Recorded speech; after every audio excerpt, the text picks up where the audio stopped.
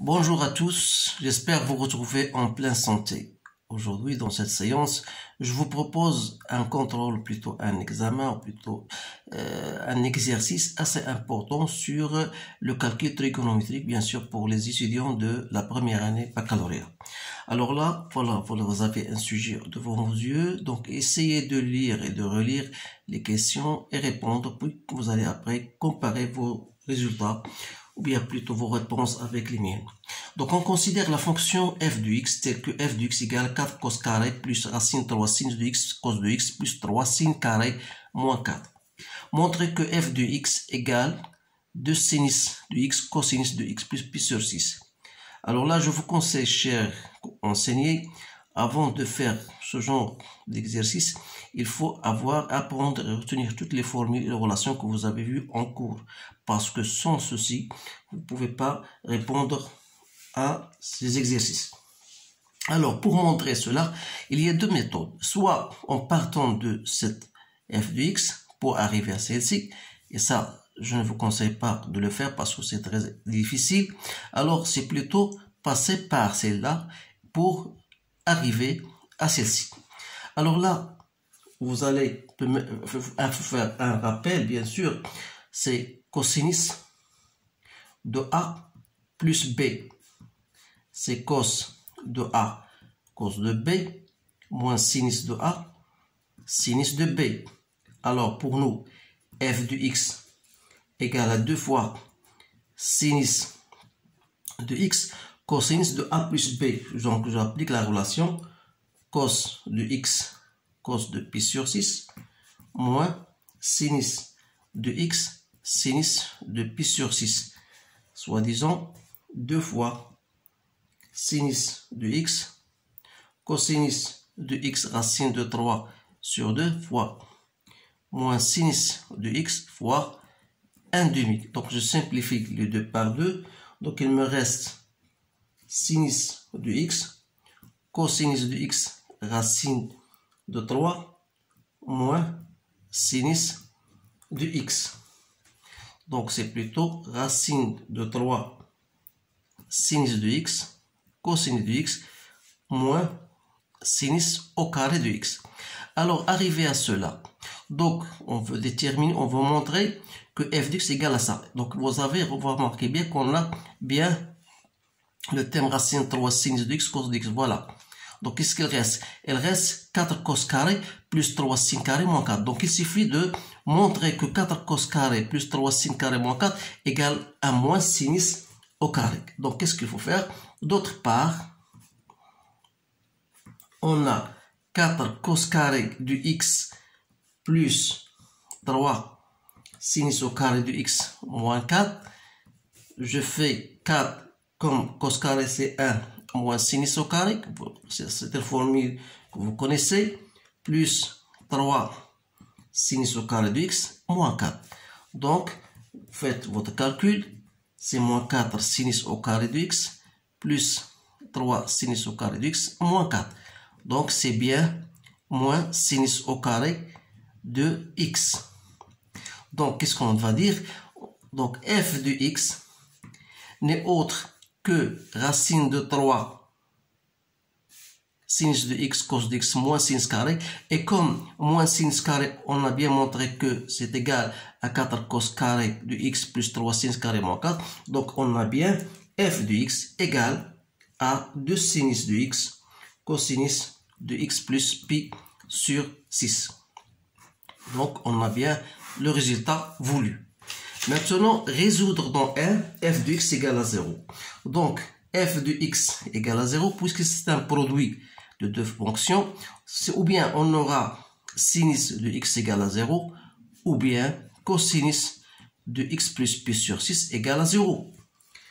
Donc, sinus de x égale à 0, qui n'est autre que sinus de 0, ça veut dire que x égale à 0 plus 2kpi, ou x égale à pi plus 2kpi. C'est pour la fonction sinus. Pour la fonction cosinus, ça c'est cosinus de pi sur 2. Cos de A égale à cos de B, ça veut dire que A égale à plus ou moins pi sur 2 plus 2kpi, c'est-à-dire que x plus pi sur 6 ou bien égal à pi sur 2 plus 2kpi, ou bien x plus pi sur 6 égale à moins pi sur 2 plus 2kpi. Alors ici, vous allez tirer toutes les solutions, bien sûr. Donc, on aura l'ensemble des solutions, ou bien 2kpi, tel que k appartenant à z, union x égale à pi plus 2kpi, toujours k appartenant à z, union x égale à pi sur 6, égale à pi sur 2, moins pi sur 6, qui n'est autre que pi sur 3, plus 2kpi, avec k appartenant à z, ou bien x égale à moins pi sur 2, moins pi sur 6, c'est-à-dire moins 2 pi sur 3, plus 2kpi, avec k appartenant à z. Voilà l'ensemble des solutions dans R. Maintenant, on s'intéresse à se concentrer de la résolution de cette fonction, mais tout simplement sur l'intervalle 0 pi. Alors là, comment pour résoudre cette fonction f de x égale à ça? Donc il faut dresser un tableau, bien sûr. Donc il ne faut pas oublier qu'on se trouve dans le domaine 0 et pi. Alors là, les solutions qu'on devra tenir en compte, c'est pi sur 3, 0, et pi exclu bien sûr, et il y a moins de pi sur 3. Moins de pi sur 3 n'appartient pas à 0 pi. Donc les seules solutions qu'on aura, c'est, on va dresser bien sûr pour la fonction sinus de x, ça c'est x, et on aura cosinus de x plus pi sur 6. Ensuite, le produit entre sinus et cosinus. Donc, on s'intéresse entre 0 et pi. Alors, les points qu'on a, c'est pi sur 3. Donc, la fonction sinus, elle s'annule à 0 et pi. Il faut savoir que la fonction sinus entre 0 et pi est toujours positive. Donc, pas de problème. Alors que la fonction cosinus de x plus pi sur 6, elle s'annule pour x égale à pi sur 3. Et vous savez que la fonction cosinus est une fonction décroissante. Alors, pour qu'il soit supérieur à 0, il faut que x soit inférieur, x plus pi sur 6 soit inférieur à pi sur 3. C'est-à-dire que x, bien sûr, soit supérieur à pi sur 3. Je répète, pour que cos de x plus pi sur 6 soit strictement supérieur à 0, il faut que x plus pi sur 6 soit inférieur à pi sur 2. C'est-à-dire que x doit supérieur entre pi sur 3 et pi.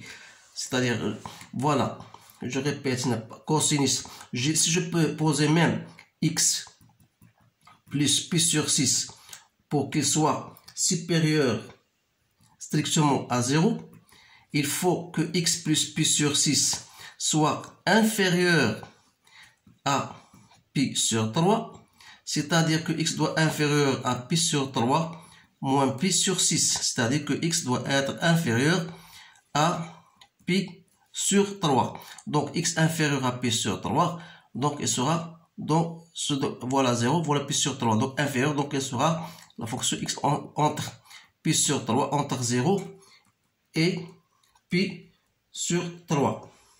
Donc ici, il sera, voilà, donc il sera ici positif, ici il sera négatif.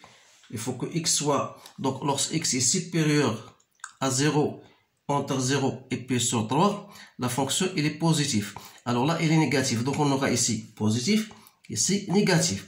Donc on conclut que f de x, pour qu'il soit négatif, il suffit que x doit appartenir à pi sur 3, pi. Voilà la solution, bien sûr, de cette inéquation. Maintenant, je passe à l'autre question, de montrer que sinus, que f de x égale à sinus de 2x plus pi sur 6 moins 1 demi. Là, c'est une question assez un peu difficile, mais il faut faire attention, il faut retenir, comme je vous ai dit, les formules que vous avez, bien sûr. Alors là, je peux mettre, on a f de x égale à 2 sinus de x cosinus de x plus pi sur 6. On a déjà montré ça. Vous savez que sinus de p moins sinus de q, ça c'est un rappel, c'est 2 fois cos de p plus q sur 2 sinus de p moins q sur 2. On peut le démontrer facilement, mais ce n'est pas le moment. Alors là, vous remarquez bien que f de x qu'on a essayé de, donc on va démontrer, c'est autre que sinus de 2x plus pi sur 6 moins 1 demi. C'est quoi 1 demi? C'est sinus de pi sur 6. Donc c'est comme on va poser ça comme étant p et ça comme étant q. Donc c'est quoi? C'est 2 fois cosinus de 2x plus pi sur 6 plus q pi sur 6 que je divise par 2 fois sinus de 2x plus pi sur 6 moins pi sur 6 que je divise par 2. Donc, vous remarquez bien, égal à 2 fois sinus de x cosinus de 2x plus pi sur 3 sur 2. Donc, on aura cx plus pi sur 3 sur 2, c'est pi sur 6. Donc, c'est bien la solution, ou bien c'est le résultat qu'on a voulu démontrer. Maintenant, je passe à la dernière question. On dit que montrer que f de pi sur 12 égale à racine 3 moins 1 et on déduit cos de pi sur 12 et sinus de pi sur 12. Donc ici, il faut tout simplement remplacer. On a f de pi sur 12 d'après ce qu'on a déjà obtenu, c'est sinus de 2 fois pi sur 12 plus pi sur 6 moins 1 demi. On a appliqué bien sûr cette relation-là. Sinus f de pi sur 12, c'est sinus de 2 fois x plus pi sur 6 plus moins 1 demi. Donc, c'est quoi ça? Donc, on va remplacer. Et comme on a déjà montré que ça, on peut le trouver, voilà, c'est sinus de pi sur 6 plus pi sur 6, c'est quoi? C'est sinus de pi sur 3 moins 1 demi. Donc, c'est racine de 3 sur 2 moins 1. Donc, c'est bien racine 3 moins 1 sur 2. Alors là, pour calculer ça, pour en déduire ça, il suffit de soit trouver celle-ci, puis celle-ci. Vous avez le choix. Donc, on a cosinus f de pi sur 12. C'est bien racine de 3 moins 1 sur 2. On peut dire c'est 2 fois sinus de pi sur 12 cosinus de pi sur 12 plus pi sur 6. On a appliqué bien sûr cette relation qu'on a trouvée tout à l'heure. Donc c'est 2 fois sinus de pi sur 12 cosinus de 3 pi. Voilà, c'est 3 pi sur 12. Donc ça va nous donner pi sur 4.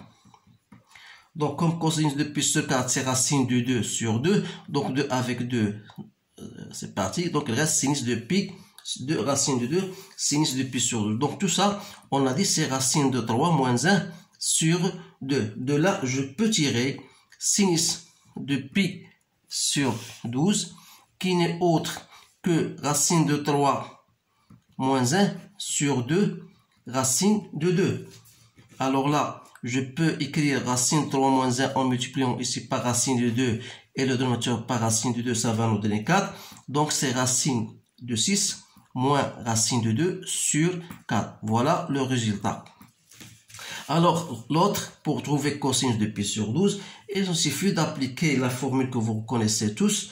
Cosinus carré de pi sur 12, c'est 1 moins sinus au carré de pi sur 12. Donc c'est 1 moins racine de 6 moins racine de 2 sur 4, le tout au carré. Donc vous allez effectuer vos calculs. Donc on vous aura donné 6 plus 2 moins 2 racines de 12 sur 16. C'est-à-dire 1 moins 6 plus 2, ça fait 8, moins 4 racine de 3 sur 16. Donc c'est 1 moins 2 moins racine de 3 sur 4, c'est plutôt, donc vous allez effectuer votre calcul, c'est, va donner enfin 2 plus racine de 3 sur 4. Et comme pi sur 12 est compris entre 0 et pi, donc le cosine sera positif, et par conséquent, cosine de pi sur 12 n'est autre que racine de 2 plus racine de 3 sur racine de 4 qui égale à 2. Donc voilà tout ce que vous avez ici pour cet exercice que je vous propose comme un contrôle pour la deuxième session pour les étudiants bien sûr de première baccalauréat. Alors je vous souhaite une bonne chance et je vous dis à bientôt.